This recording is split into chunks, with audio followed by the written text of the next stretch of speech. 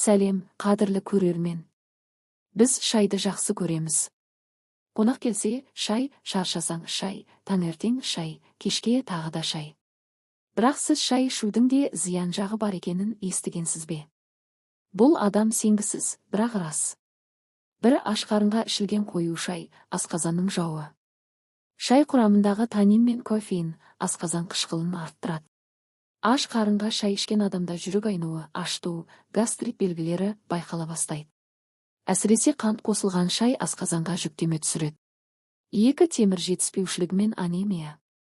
Қара шай мен көк шай құрамында танин бар сусындар. Бұл зат тағамдағы темірді сіңіруге кедергі жасайды.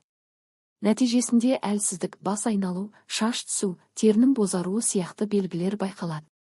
Бұл әсіресе әйел адамдар мен балалар үшін өте қауіпті. 3. Жүрекке түсетін салмақ. Шайдың құрамындағы кофеин жүрек соғысын жиілетіп, қан қысымын көтереді. Көп мөлшерде шай ішкен адамда тремор, мазасыздық, жүрек қағысының бұзылуы байқалуы мүмкін.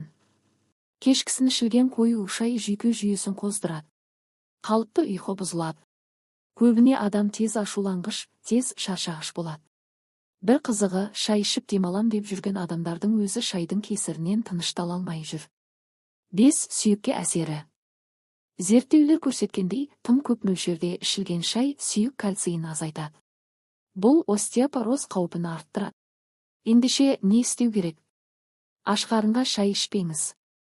Қара шайдың орнына көк шайды немесе шөп шайларды таңдаңыз.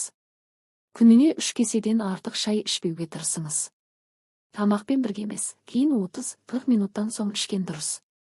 Кешкі уақытта шай ішуді доғарып, жылы су не лимон қосылған су ішіңіз. Шай пайдалы, бірақ орнымен ішкенде ғана. Бұл ақпаратты бөлісіп, жақындарыңыздың да денсаулығын сақтауға көмектесіңіз. Осы кеңесті пайдалы деп тапсаңыз, лайк басып пікір жазыңыз. Біз тағы да осындай шынайы, бірақ көп адам біле бермейтін кеңестермен бөлісетін боламыз.